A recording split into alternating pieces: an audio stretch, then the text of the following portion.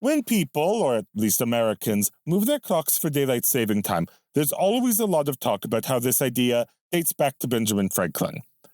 There's also a lot of talk about how it's a myth that the idea dates back to Benjamin Franklin. Can we do better? Yes. The core of the disagreement are two competing impulses, whether to treat DST as what it is or as what it does. If you focus on what it is, Franklin didn't come up with it. If you focus on what it does, things get more complicated. First, let's check what Franklin actually wrote. Basically, the idea is that Franklin usually woke up at noon, but one day he was suddenly woken up at 6 a.m. and saw the sun was up. He realized that if people would wake up at 6 a.m. instead of noon, they'd go to sleep earlier and as a result need to spend a considerably smaller sum on candles. Then he gets into how that would be enforced with church bells ringing, cannons firing, enforced curfews, all that stuff. Many people dismiss Franklin's note as being satirical. It has satirical elements to be sure, but there's little evidence that the core idea of moving human activity earlier in the day to make better use of the sun is intended to be satirical.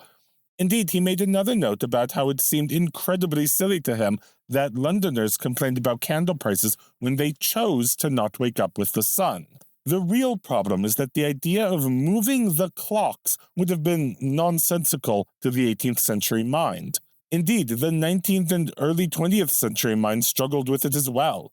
In 1908, someone wrote to the Times to criticize daylight saving plans, arguing, "Even Parliament cannot alter the relative position of the sun and the earth.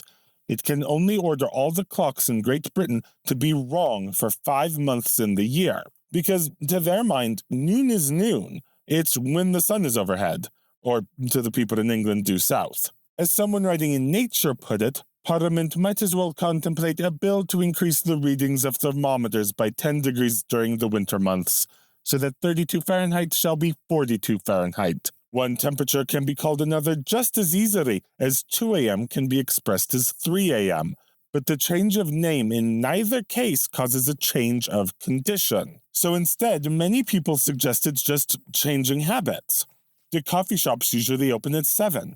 Don't change the clock so that they're still opening at 7, but 7 is really 6. The coffee shop should just start opening at 6. It's the same effect, but doesn't have this bizarre pantomime of pretending the time is something other than it is. It's this second view, which is far closer to what Franklin would be thinking. The changing of customs to make the use of additional light.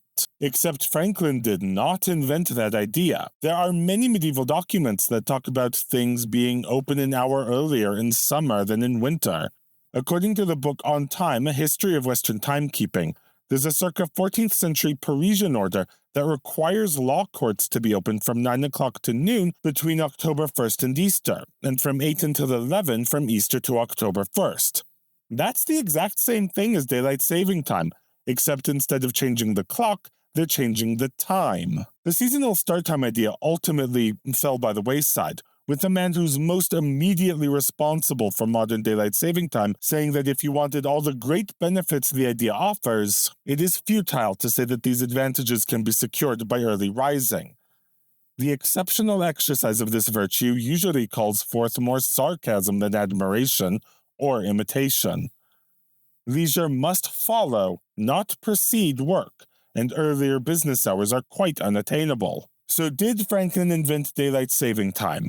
No, that's both anachronistic and incorrect. Did he invent the core idea? I really don't see how you could make that argument. Should he even be mentioned in histories of daylight saving time? I'm legitimately torn.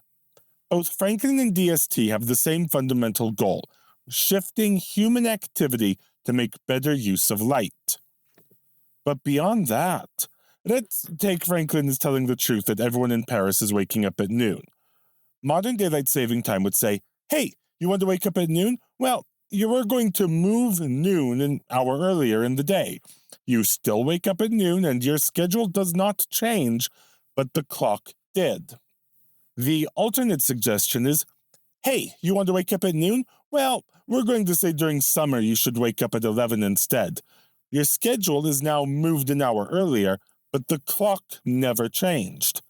Franklin's suggestion is, you want to wake up at noon? Screw you, you're waking up at the crack of dawn.